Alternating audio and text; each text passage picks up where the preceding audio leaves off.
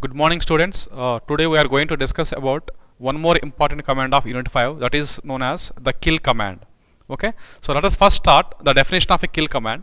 So the purpose of the kill command is, the name itself indicates it is especially used to kill whatever the particular command. Okay, that means that the kill command in Linux, especially located in a binary program as well as a kill, which is a built-in command, and which is used to terminate the process manually.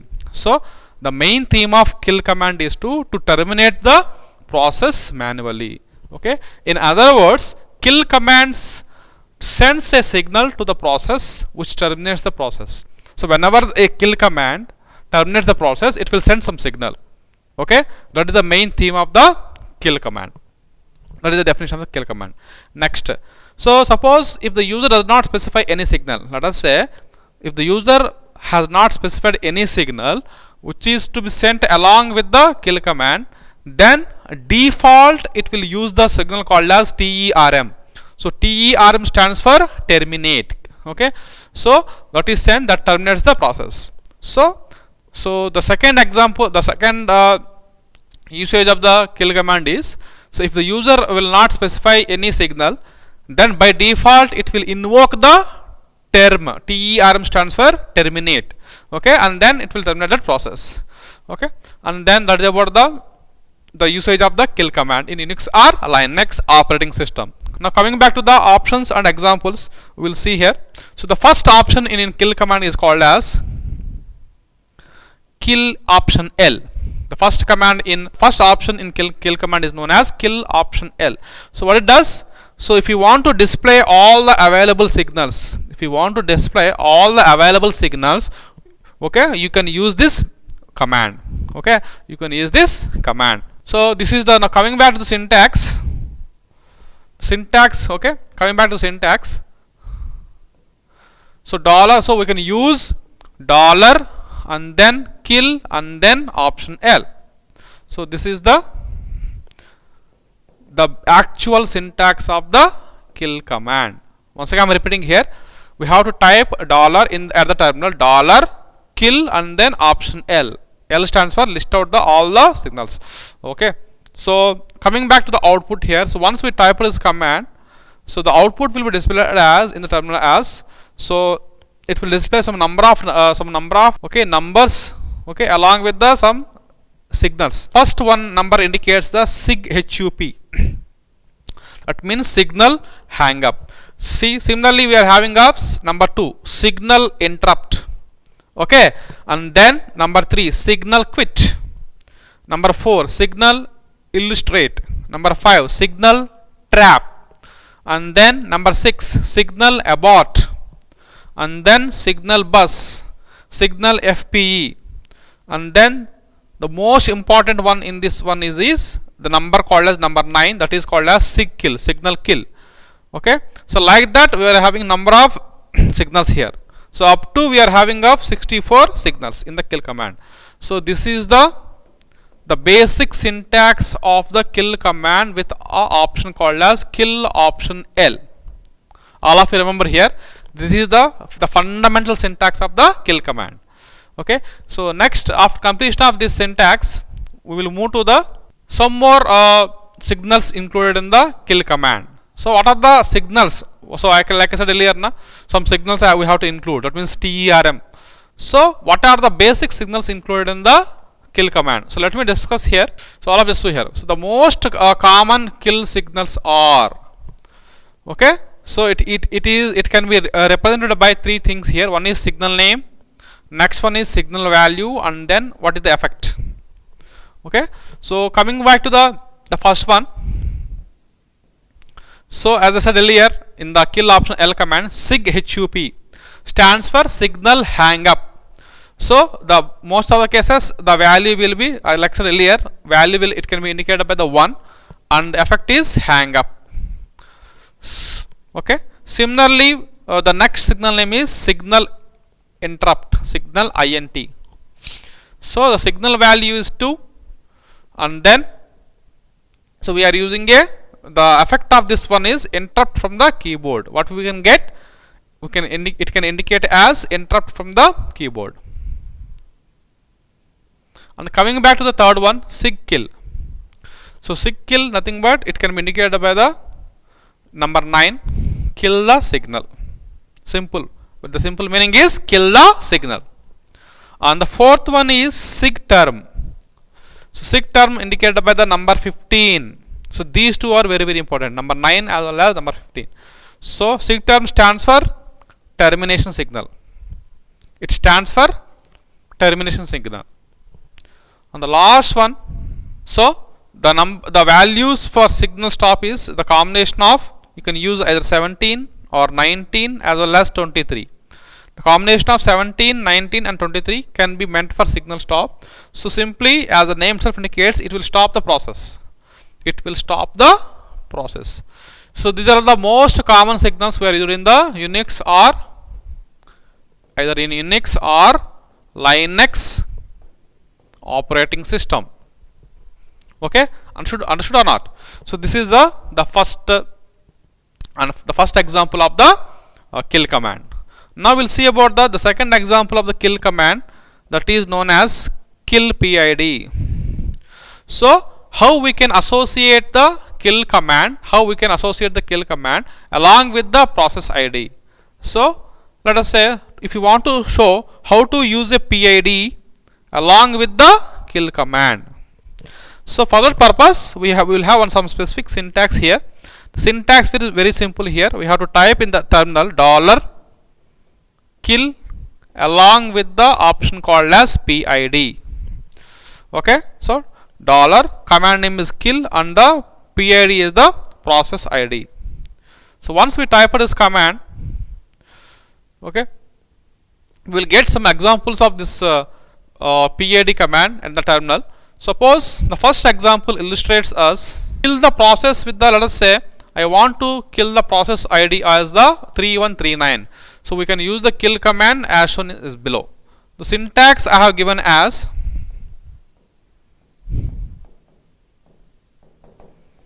so we have to type dollar and then followed by kill and then option 9. So like I said in the previous signals now, so 9 is for signal kill. So we have to add the option called as 9.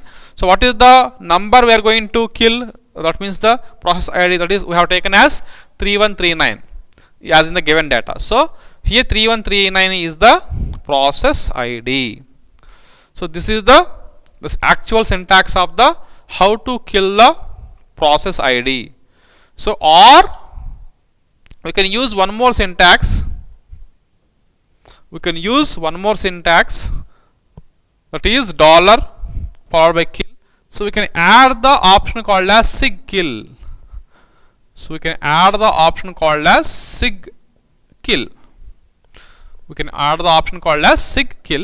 And then followed by the process ID known as 3139. So there is no change in the process ID. So only we have changed the signal names here. In previous case I have taken as a number, but in this case I have taken as a signal name. So we can use either signal name as well as signal number to kill the process along with the process ID. So this is the basic syntax of how to kill a process with the process ID.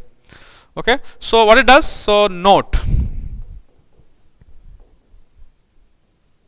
So the above command will keep the process having PID is equal to 3139, where PID is a numerical value of the process. Okay, what do you mean by this one? This sentence is this command will keep the process ID with 3139, where PID is nothing but a numerical, it indicates the numerical value of that process. Okay, so we will also have one more alternative way to kill the command using the PID. So another way to perform the same function, that can be written as, all of you just see here. So the syntax is as usual, starts with dollar and the command name is kill. So we have to add the option. So we can use this signal term along with the process ID. So dollar followed by kill, option, signal term. So we can use either signal kill as well as we can also use signal term, stands for terminate. the whom we are going to add, whom we are going to delete 3139 as a process ID. So this is the another way to use the kill command along with the process ID. Next, now we will have one more example of the kill command. So in this example we will see how to kill the more than one process at a time by using the same PID. Okay, so all of us see here. So to kill more than one process with the PID. So in this case the syntax is very simple. Dollar, we have to type in the terminal dollar followed by the command name kill, and then we have to use, suppose I want to kill the 3 processes at a time along with the PIDs. So how can I type at the terminal? Dollar kill PID1 space PID2 space PID3. So this is the fundamental syntax, that is called as the basic syntax of the how to kill a more than one process at a time. So this is the basic syntax. Or what is the alternative way to kill the command the same more than one process at a time? So instead of kill command we will use numbers. So what is the number for kill here? We are using the number called as option 9. So along with the, there is no change in the PIDs at a time. PID1 space PID2 space PID3. So that is the alternative way to kill the more than one process at a time by using the PIDs and along with the numbers, not names. In the previous case we have used the signal, the kill command. Now in this case we have to add the numbers. Okay, so for example, all of just look at here. Example I have taken as dollar kill. So what is the PID1? I have taken as 3139. PID2 is 3140. PID3 is 3141. So I want to remove 3 processes along with the process IDs at a time by using this first example. Similarly, we will have what I said, dollar kill option 9. So instead of kill, whatever we have used the number here now, just we have to type number along with the PID1 plus PID2 and then PID3. So in that way we can kill the more than one process at a time in Unix or Linux operating system. So that is the one more way. We will have another syntax to kill the more than one process at a time. So the syntax is very simple. Starts with dollar kill. So option I have added as, in previous case I have added sig kill. Now I have added as sig kill. All are capitals. All of you remember here. Option dash stands for option, sig kill. Signal kill will be shortcut called as sig kill along with the PID1, PID2 and then PID3. So this is syntax. Now coming back to the example here. So dollar kill. So we have to add the option sig kill. So what is the process ID 1? Same 3139. Process ID 2 is 3140 and then process ID 3 is 3141. So we can kill the at a time 3 processes, PID1, PID2, PID3 by using the one more syntax called as sig kill option. So this is the way to kill the more than one processes by along with the PIDs. So with this one we have finished the usage of the kill command in Unix or Linux operating system. Okay. Now we will see about the most important topic of Unit 5. So far we have seen about the we have started about our Unit 5 with the what do you mean by process, along with the how can you list the process, what are the parent process as well as child process, what are the different types of processes, and then we have seen about internal commands and external commands, and then followed by the trap command, the stty command, and then lastly we have discussed about the kill command. So apart from these three, the basic illustration of the processes, we will have one more illustration of this Unit 5 is called as sockets.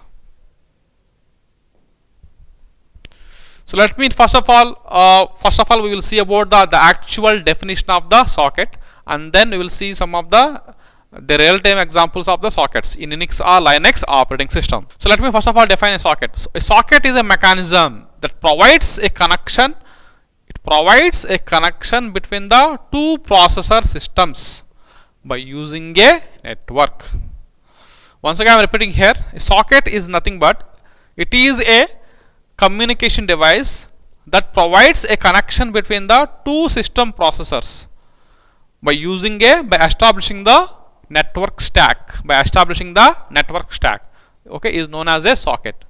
In other words, we can use this socket. The main purpose of socket is to communicate and transfer. Not only for communication, it also meant for transfer the data between the two systems. If you want to exchange the data between any two systems, we can use the socket concept in Unix or Linux, especially in Unix or Linux operating system. Okay, so it is meant for communication as well as transferring the data by establishing the network. So now coming back to now the definition is over. So this is the definition. Now coming back to the types of sockets. What are the different types of sockets available in Unix or Linux operating system? Okay, so let me start with. So there are four main socket types named as stream sockets. Actually there are four main socket types, but we will use two only. One is called as stream sockets, and then the second one is known as datagram sockets. Okay, so there are two important types of sockets, namely stream socket as well as datagram sockets. So let me define the first one, stream socket. Okay, so stream sockets are nothing but they will use the TCP protocol, that means transmission control protocol, for transmission. So it will uses one specific rules and regulation to transfer the transmission. So let us say if there is a network related problem, suppose while transferring the data, if there is a network related problem, okay, so we'll get some error messages about it. So suppose if we send x, y, let us say if we send x, y and then z, so data, the remote will get them in the same order. Okay, why? Because whenever there is a error regarding the network, so then whatever the data we have sent now, the same data will be as it is will be appeared. So the example of the stream socket. So this is the example I have taken here in this diagram. So let us say I have taken as three characters A, B, C. So I have sent these three characters. So due to the failure or error in the connection, so this is the network. So there is a failure in the network. So whatever I have sent na A, B, C characters na, the same will be appeared as in the destination, the same A, B and then C. Okay, so this is a stream socket. This is the meaning of the stream socket. That is the example of the stream socket. Now coming back to the one more popular one socket is called as datagram socket. Datagram socket is nothing but, so again datagram stands for, it is one of the socket which is meant for exchanging data between the two systems. So datagram sockets uses, yes, see, UDP. UDP stands for user datagram protocol. UDP stands for user datagram protocol, whereas stream socket will use TCP, transmission control protocol. That is the difference between the stream socket as well as the datagram socket. So once again I am repeating here, datagram sockets uses UDP, which makes the data delivery inconsistent. Okay, so in previous case it will be the consistent way in the stream socket. Sorry. So another feature of the datagram socket is the connectionless. So whereas the previous one is there is a connection between the one process and another process by establishing network. Coming back to the datagram socket, the main important feature of datagram socket is it is connectionless. UDP is a connectionless. So the sender just sends the data and cannot be sure whether it is arrived to the destination or not. Simply the sender will send the data.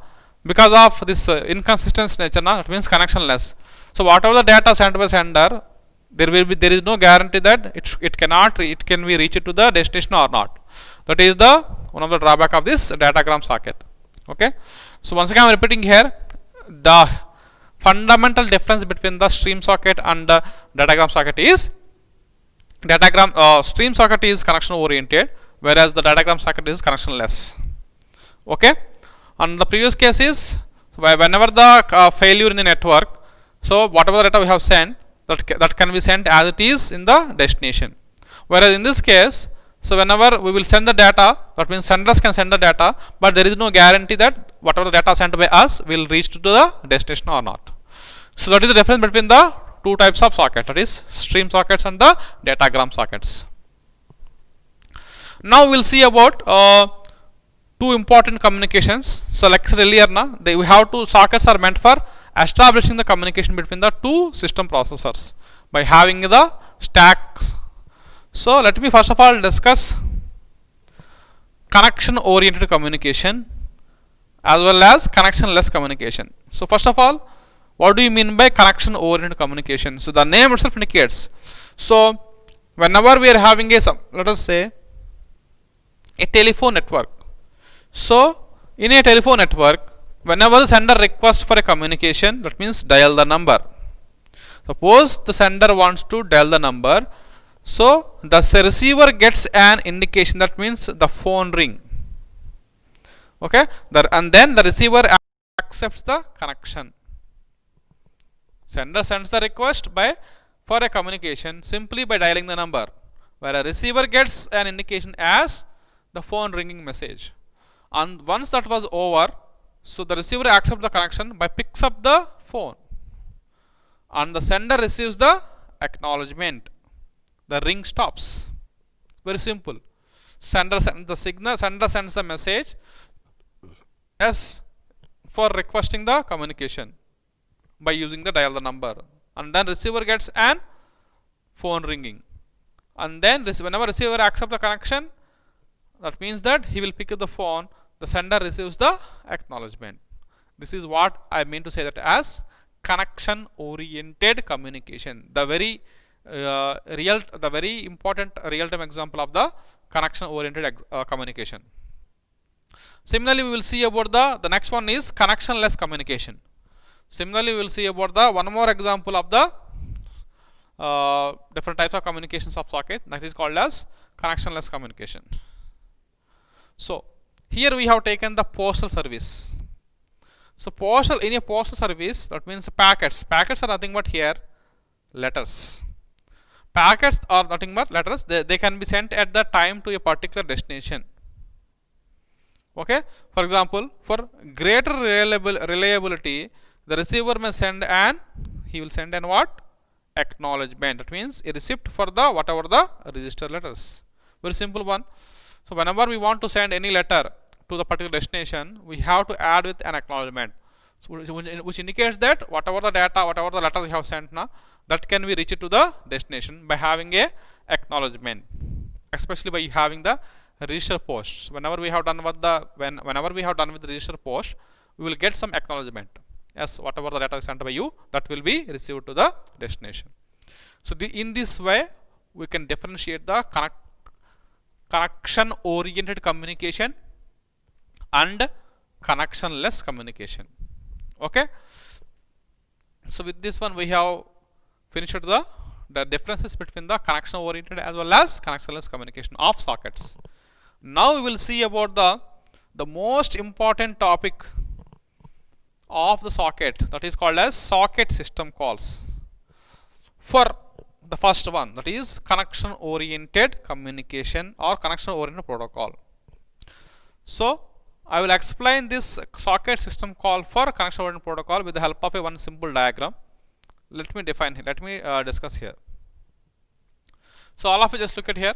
So this is the the diagrammatic representation of the socket system call for connection oriented protocol.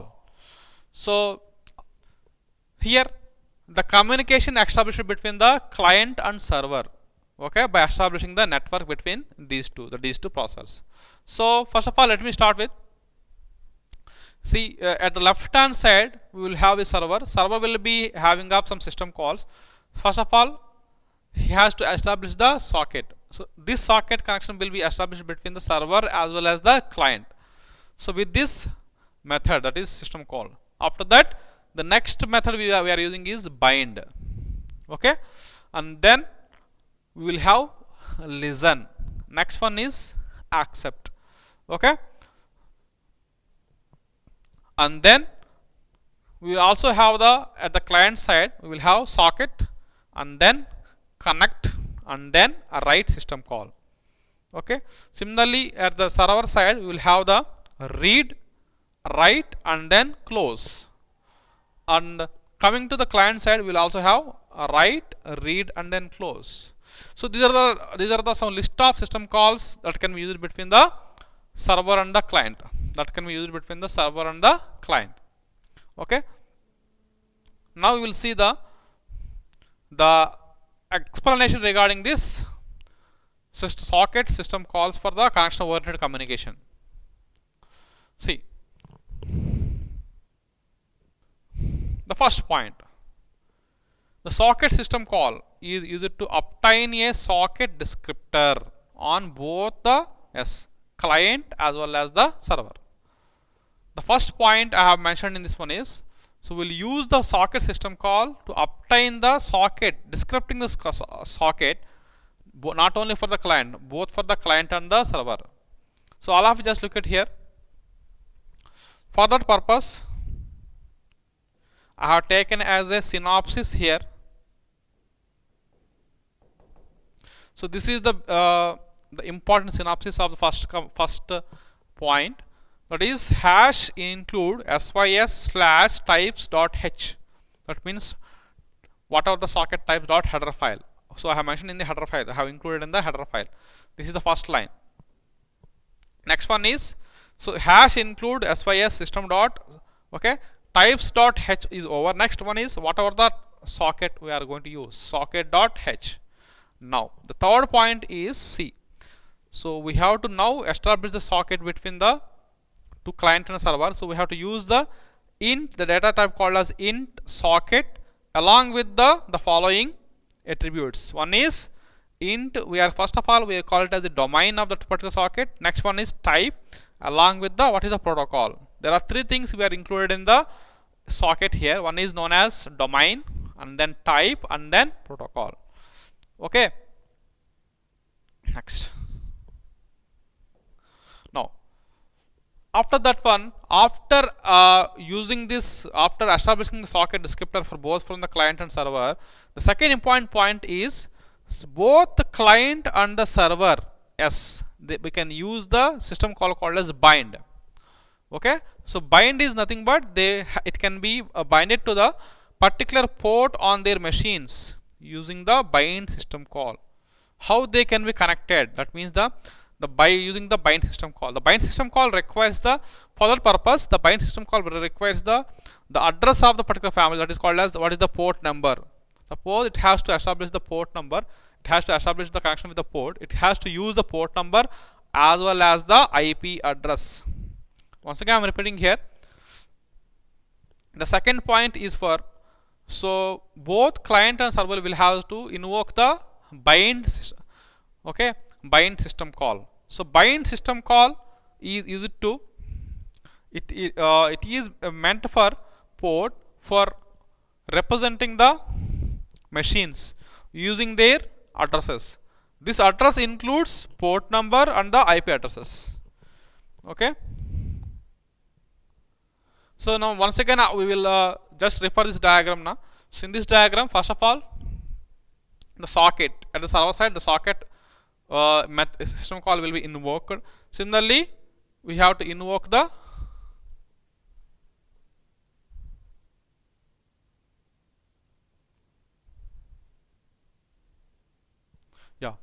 so socket connection is invoked at the server. Similarly, socket will be invoked at the client.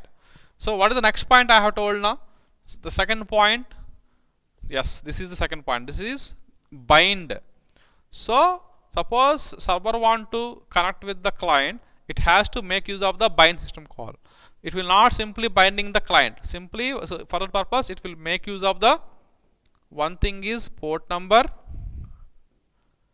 along with the IP address on what machine it should be available.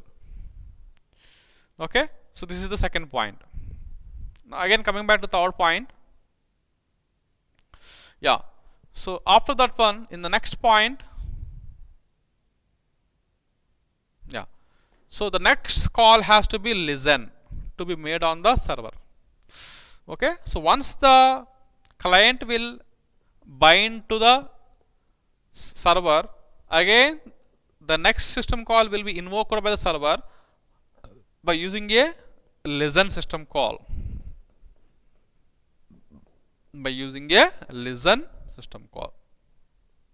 Okay, so what is the example I have taken for this one is, all of you just look at here. So hash include sys slash socket.h. So system socket.header file. Now we are having this method. That means we are going to use with the int. So what is the system call we are going to apply here? Listen, and then int skfd. This skfd stands for socket file descriptor, and then int backlog. That means this means the length of the, it indicates the length of the file, along with the int backlog stands for length of the file. So this is the third synopsis. So this is the example, or we can call it as the synopsis of step number 3. Once again I am repeating here, we have to include in the system socket.header file, and then we have to use the third system call called as listen. The socket will listen by making use of the socket file descriptor along with the length of the file. So once again we will go back to the diagram here. See, that is the main purpose of the listen. Okay, that is the main purpose of the listen system call. So once whenever it will invoke, whenever the client will be, it will be binded to the server. Done. Now coming back to the fourth one. So next it will invoke the connect function. So the connect function is then called on the client. So once the server listens that it has been binded by the client, again the client will invoke the connect function or connect system call. It will invoke the connect system call, okay, on the client with 3 arguments. Namely, first of all, what are the 3 arguments here? What is the first one is socket descriptor and the socket remote server address and the length of the address data structure. So the fourth point is the combination of 3 parameters. One is socket descriptor, okay, and the remote server address and the length of the address. Okay, so now we'll see here the synopsis here. The synopsis is the combination of again 3 things, same, hash include system slash socket.h. So next one is hash include net inet slash in.h. This is meant for only for AF inet or the inet domain, internet domain here. So forget about that one. So the actual meaning of this one is, see, just now I mentioned here na 3 parameters. Int connect, by establishing the connect system call. Now we have to use the first of all the int socket file descriptor, and then we have to perform struct socket address, okay, along with the pointer socket address star address, and then address length, finally the length of the address. So this can be the synopsis of the fourth point. And the fifth point is Now once again coming back to our example. Yeah. So this is the connect operation. So see, all of us look at here in this diagram. The connect will be, that means from the client side, if the connection establishment is done to the, it can be given to the server here. Okay. So this is the way to represent the fourth step. Similarly, we will go to the fifth step. In fifth step, we will use the, so the fifth step is, so the request generated by this connect call is, whatever the request generated by this connect call is processed by the remote server. Okay, and then it will be placed in an operating system buffer. So whatever the request generated by the connect system call, that can be processed by the server and then placed in the buffer, and then it can be waiting for the handle, and then it is waiting for to be handled over for the, sorry, okay, it after that one it will invoke the accept function. Once again I am repeating here, the fifth step is, so the request generated by the connect system call, that can be processed by the remote server and it is placed in an operating system buffer. After that one it will invoke the accept function. Okay, see, we will see once again. See, this is the, so when accept function will invoke, so whenever the connect function will be exist between the server and the client only, so after that one the accept can be done. Okay, until unless it will blocks on the connection from the blocks until connection from the client. Okay, so until unless the client sends any connection to the client server, it should be in a blocking mode. It should be in a blocking mode. If it is not connected with the server will simply blocks. So whenever it the connection is established between the server and the client, then only the connection is there is a connection establishment is done. Okay, next. So next, coming back to the example here.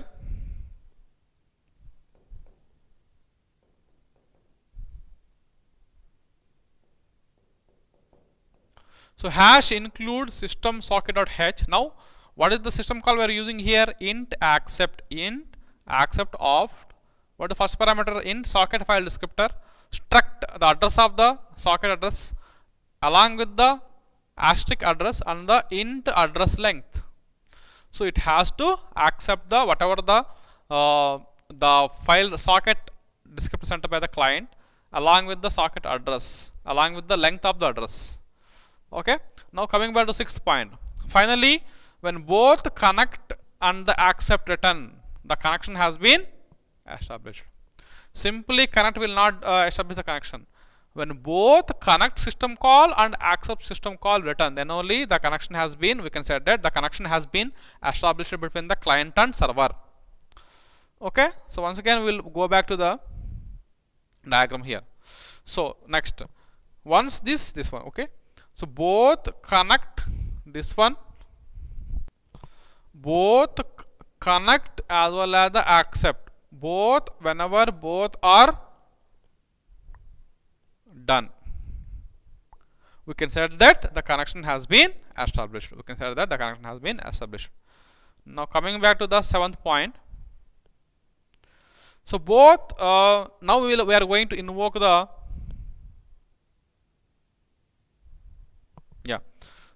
two system calls, read system call and write system call, can be performed on the socket descriptor. After establishing the connection, it has to, okay, perform the read and write system call, as well as the close call can be performed on the descriptor to close the connection. So we will have the combination of read, write and close system calls between the client and the server. After that one, the eighth step, we can also use some of the variants of the read and write also exist, which are very specifically designed for the networking applications. Those are called as receive and send. Apart from the read, write and the close, we will have two more variants of read and write called as receive and signal. So the example I have taken here is hash include system/socket.h. So along with the these two variants, int receive, what it will receive, it will receive the, that means the server will receive from the client na int socket file descriptor void star buffer along with the buffer length along with the flags, along with the flags. Similarly int send, who will send, okay, it will be sent by the client na, again same int socket file descriptor void star buffer, that can be stored in a buffer, whatever the client will send na, that will be stored in the buffer, and then along with the length of the buffer, and then usage of the flags, along with the usage of the flags. Next, and coming back to the once the whatever the send and receive signals are over, it can be perform the close system call, it can perform the close system call. So to close a particular connection, the shutdown system call can also be used. So whatever we have seen the exchange of data between the client and server, once the all the system calls are finished, finally it has to invoke the shutdown system call. So now we'll see some of the examples regarding this shutdown system call that can be indicated with the following synopsis. So it can be started with the hash include system/socket.h.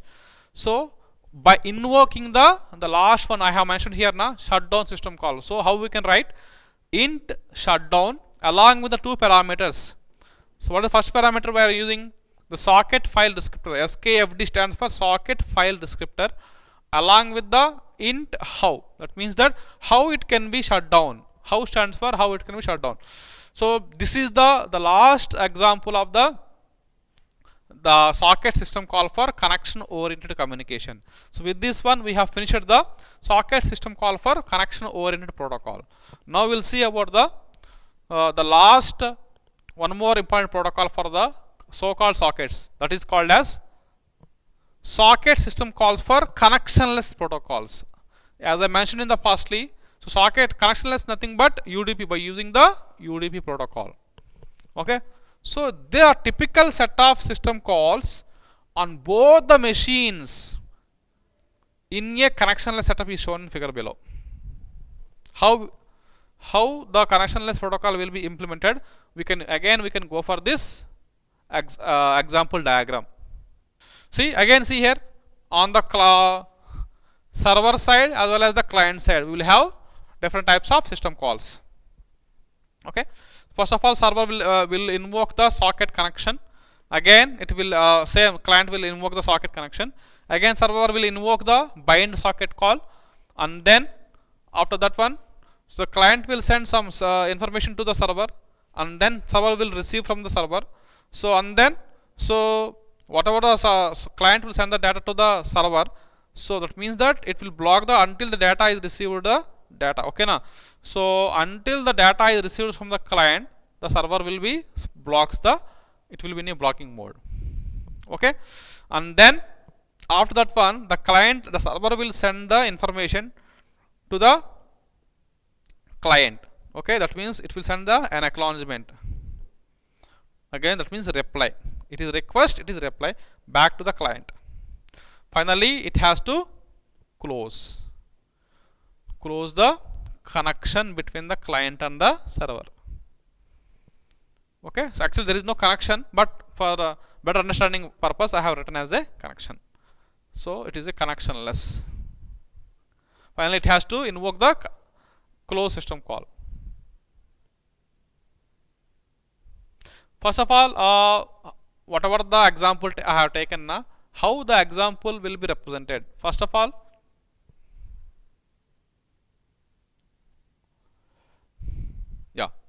the socket and bind system calls are called in the same way as in the connection oriented case. Again the bind call is optional at the client side. Same whatever we have seen in the connection oriented protocol now, in the same way we can use the socket and the bind system calls. Okay, so if we call a connect in this case, then we are simply specifying a particular server address to which we have to send.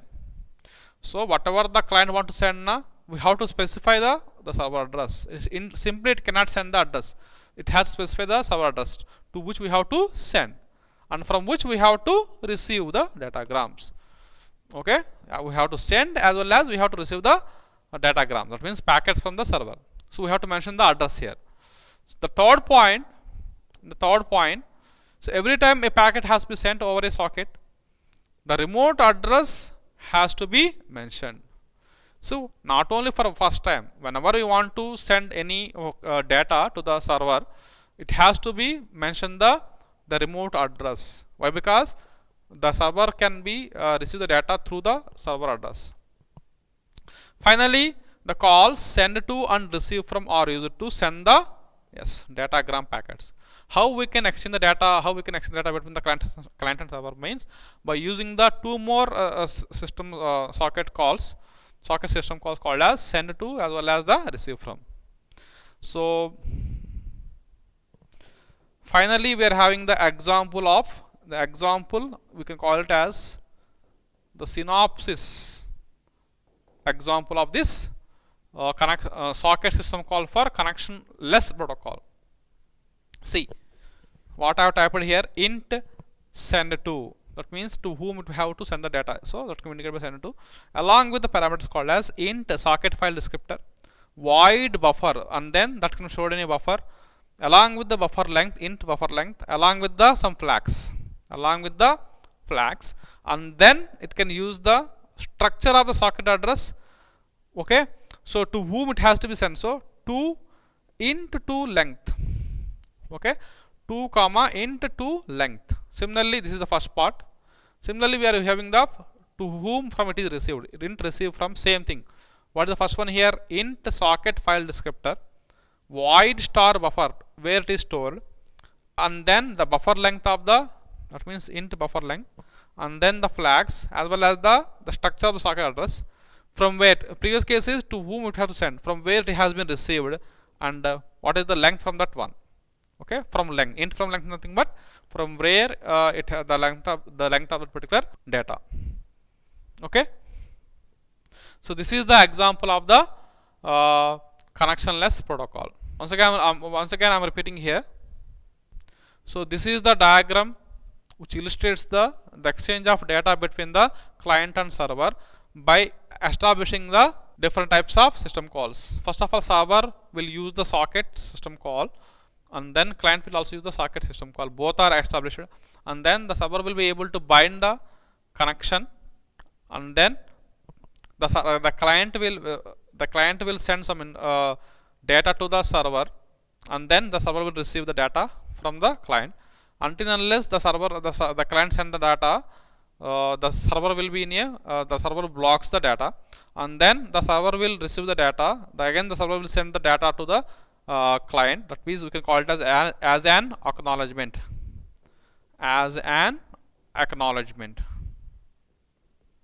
That means we can call it as a, in previous case it has the client, whatever the client send now, that is called a request, whatever the server will send now, that is called a reply. Finally it has to be close the communication between the client and the server. So with this one we have finished the socket system call for the connectionless protocol. And now we will see about the summary. Okay, now we'll see about the summary of this one. So it includes the following topics. First of all, what we have seen about the process, the definition of the process, and how we list the process. That means by using the command called as $ps. Okay, along with the what is the process ID, process PPID. Okay, along with the time. Okay, along with the CMD. So all these things we have seen in the process, and then examples. Next we have also seen about the different types of processes, different types of that means parent process. What we have seen, parent and child process. Okay, not only that one, we have also seen about the foreground as well as background process. We have seen about the foreground and the background process along with examples. After that one, we have seen about the combination of internal commands as well as built-in commands as well as the external commands which are not built-in commands, and then along with their examples, along with the examples. Some of the examples I have taken as stty command, and then the trap command, as well as some of the command called as kill command. So HTTP, the combination of HTTP trap and kill. And finally, we have seen about the sockets. We have seen about the definition of the socket along with the types of the sockets. Along with the types of the sockets. Finally, we have seen about the example of socket. It means socket system calls for connection oriented protocol, as well as the socket system calls for the connectionless protocol. So with this one, we have finished the summary of the sockets.